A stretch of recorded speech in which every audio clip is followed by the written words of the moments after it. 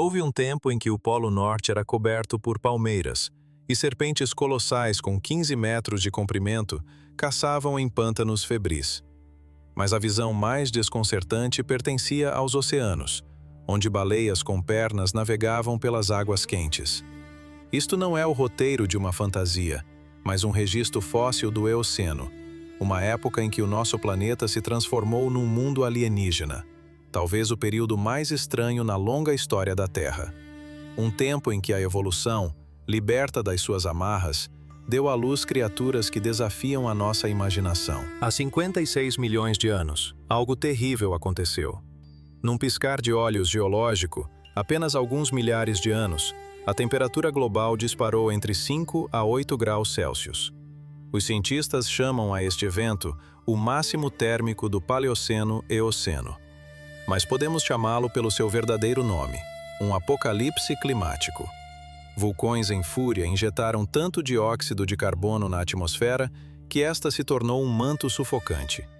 Os oceanos aqueceram a ponto de libertar milhares de milhões de toneladas de metano presas no leito marinho, num ciclo vicioso que fez o planeta asfixiar-se a si mesmo. O resultado deste cataclismo foi uma terra irreconhecível. No Ártico, o gelo desapareceu por completo, dando lugar a densas florestas tropicais.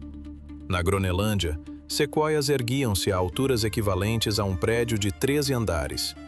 E na Antártida, onde hoje reina um deserto de gelo, selvas de palmeiras balançavam ao sabor de uma brisa quente. O inverno deixou de existir. Todos os dias, durante todo o ano, a temperatura rondava os 30 graus. De polo a polo, o planeta era um jardim tropical úmido e luxuriante. Mas a transformação mais radical não ocorreu em terra. Ocorreu na água. E é uma história que parece ter sido arrancada de um delírio. A saga de como um modesto animal terrestre com cascos, ao longo de poucos milhões de anos, se metamorfoseou num monstro marinho de 18 metros de comprimento. Como foi isto possível? Tudo começou nas margens de rios ancestrais. Ali vivia o Indorrius, um pequeno herbívoro, do tamanho de um guaxinim. Em terra, a vida era um campo de batalha. Predadores espreitavam em cada sombra, e a competição por alimento era feroz. Procurando refúgio e sustento, estas criaturas começaram a aventurar-se na água. Primeiro apenas para se esconderem. Depois, para se alimentarem de plantas aquáticas. A evolução, essa força implacável, respondeu. Para facilitar os mergulhos, deu-lhes ossos mais densos, que funcionavam como o lastro de um submarino, e modificou a estrutura dos seus ouvidos para que pudessem ouvir debaixo de água. Passo a passo, os ungulados tornavam-se nadadores. 50 milhões de anos atrás, surgiu o Paquicetus. Com o tamanho de um lobo, era já uma criatura anfíbia. A sua anatomia contava a história da sua dupla vida. Uma cauda poderosa para a propulsão, membranas entre os dedos e olhos posicionados no topo do crânio, tal como um crocodilo, permitindo-lhe vigiar a superfície enquanto estava submerso, à espera de uma presa. Este era já um predador marinho formidável. As suas patas traseiras haviam se transformado em algo semelhante a barbatanas, e o seu corpo movia-se numa ondulação vertical, um movimento que é a assinatura inconfundível das baleias modernas. Ele era a ponte viva entre dois mundos, uma criatura perfeitamente adaptada para caçar no mar, mas ainda capaz de se arrastar para a terra. Esta extraordinária jornada, da terra para o mar, não é apenas uma curiosidade do passado. É um testemunho do poder da seleção natural e da incrível plasticidade da vida. Perante um mundo em mudança radical, a vida não apenas sobreviveu, ela reinventou-se de formas que nunca poderíamos prever.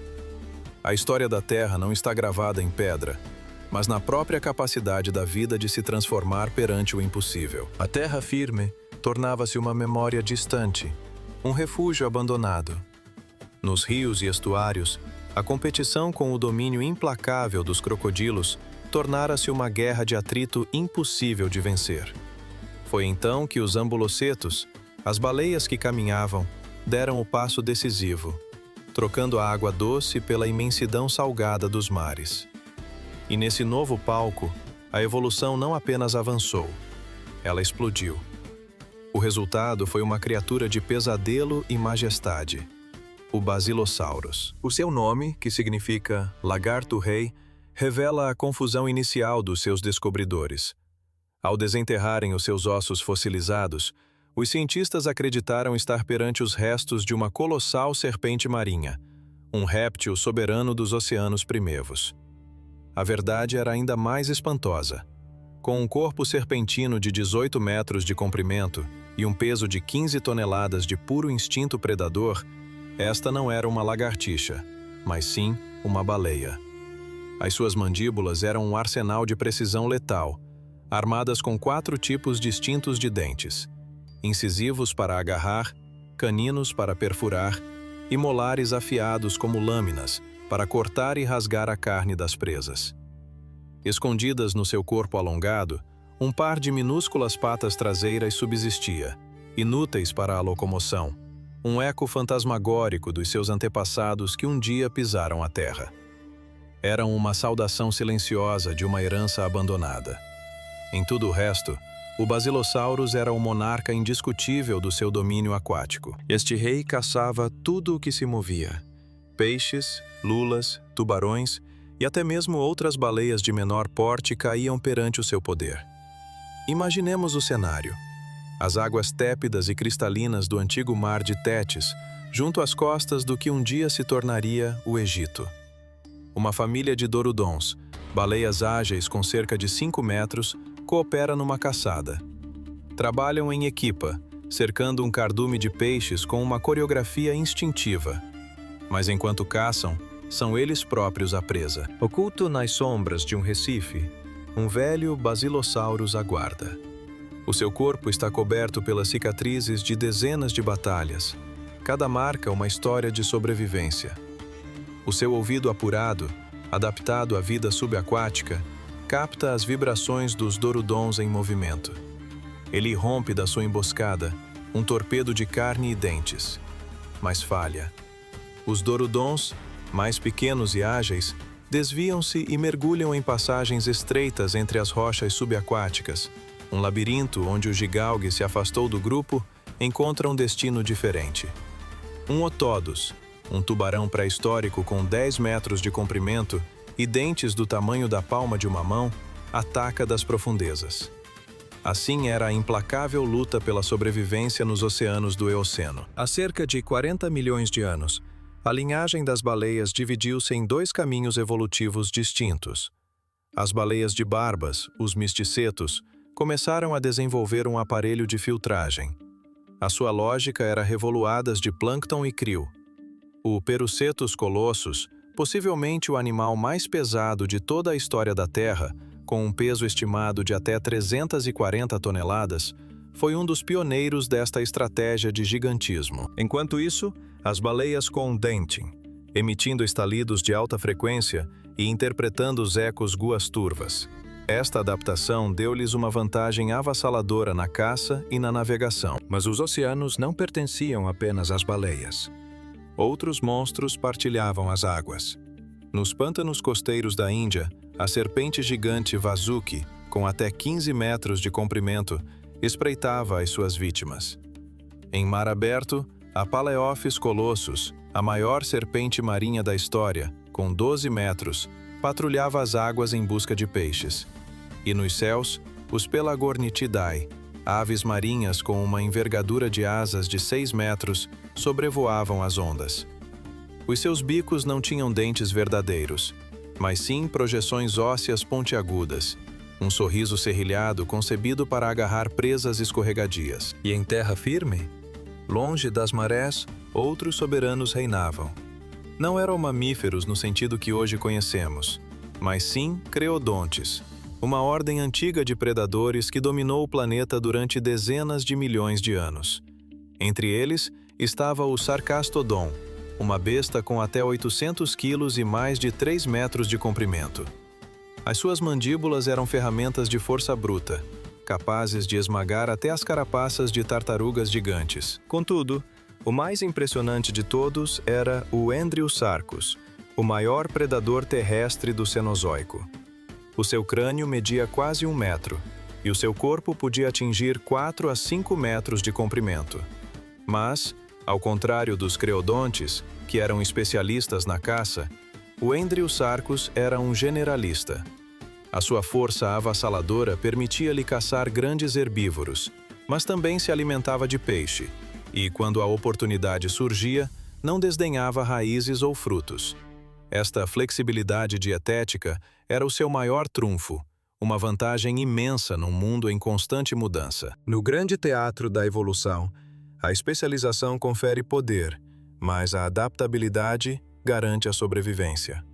Uma lição gravada em osso e pedra, sussurrada através das eras, ecoando a verdade fundamental de que a única constante na história da vida é a própria mudança. Nas paisagens luxuriantes do Eoceno, um mundo banhado por um calor perpétuo, os herbívoros eram dominados pelos brontotérios, bestas colossais, pesando até 2 toneladas, cujos focinhos ostentavam protuberâncias ósseas maciças, presságios de futuros chifres, armas ainda por evoluir.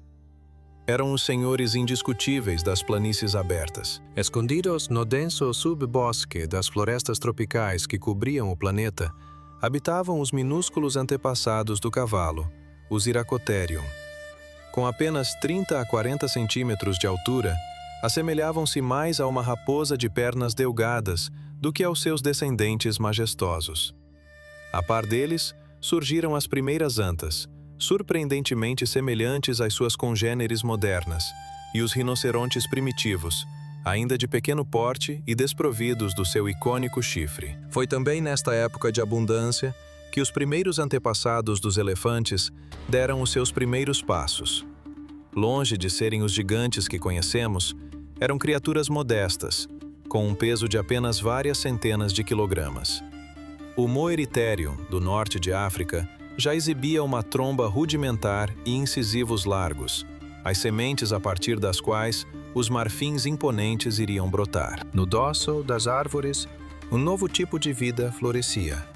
Os primeiros primatas, os adapiformes, do tamanho de um gato, moviam-se com uma agilidade extraordinária entre os ramos. A partir destas criaturas humildes e discretas, ao longo de milhões de anos, evoluiriam os grandes símios e, eventualmente, a própria humanidade. Mas nenhuma paz é eterna. Mesmo um paraíso tem o seu fim. Aproximadamente a meio do Eoceno, a própria crosta do planeta estava em movimento. A placa tectônica indiana, numa viagem de milhões de anos, colidiu inexoravelmente com a Ásia. Este evento cataclísmico deu início à ascensão dos Himalaias, montanhas jovens que, com o tempo, se ergueriam cada vez mais alto. As suas encostas, erodidas pela chuva e pelo vento, libertavam minerais que reagiam com o dióxido de carbono, aprisionando-o em rocha e, inadvertidamente, purificando a atmosfera do seu gás de efeito estufa mais potente. Ao mesmo tempo, os continentes continuavam a sua deriva. A Austrália separou-se finalmente da Antártida, um divórcio geológico com consequências globais. Esta separação alterou as correntes oceânicas, dando origem a uma corrente circumpolar fria, que isolou completamente o continente do sul, mergulhando-o num profundo arrefecimento. No norte, no Ártico, um evento bizarro e profundo desenrolava-se. A superfície do mar cobriu-se com um tapete verde de uma pequena samambaia aquática, a azola. À medida que estas plantas morriam e se afundavam, arrastavam consigo para as profundezas volumes colossais de carbono. Ao longo de centenas de milhares de anos, este processo singular reduziu a concentração de dióxido de carbono na atmosfera em quase metade. Todos estes processos convergiram.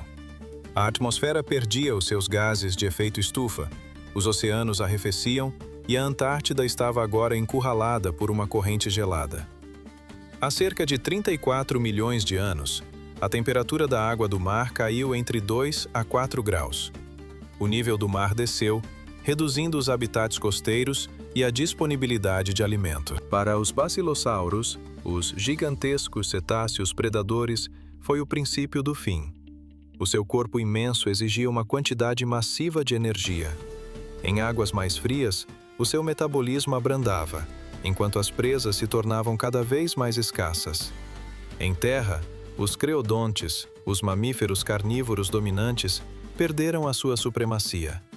As florestas densas recuaram, dando lugar a espaços mais abertos, um novo mundo para o qual não estavam preparados. Mas a extinção de uns é a oportunidade de outros. As baleias com dentes, equipadas com ecolocalização, sobreviveram. A sua capacidade de ver com o som permitiu-lhes caçar com maior eficácia nas novas e turvas condições. As baleias de barbas também prosperaram, adaptando-se às águas frias agora ricas em plâncton.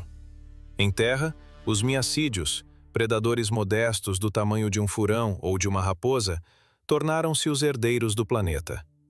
Destes sobreviventes, emergiria a linhagem dos carnívoros modernos: cães, gatos, ursos e mustelídeos. Este momento de viragem na história da vida ficou conhecido como a Grande Coupure, a Grande Ruptura. O Eoceno, com os seus 22 milhões de anos de duração, chegou ao fim, dando lugar ao Oligoceno, uma era de arrefecimento, de glaciares e de novas e surpreendentes criaturas. O legado do Eoceno é uma lição poderosa. A vida é incrivelmente flexível, capaz de se adaptar a quase qualquer desafio. No entanto, a especialização, que outrora fora a chave para o domínio, pode tornar-se uma sentença de morte quando o mundo, inevitavelmente, muda. A natureza não favorece o mais forte, mas sim aquele que melhor se adapta à sua impermanência. Nos palcos da história da Terra, os gigantescos predadores, perfeitamente esculpidos para um conjunto de condições, são os primeiros a tombar quando o mundo se transforma. A sua hiperespecialização, outrora a chave do seu domínio, torna-se uma armadilha fatal, pois a sobrevivência não pertence necessariamente aos mais fortes, mas àqueles que carregam em seu código a capacidade de mudar.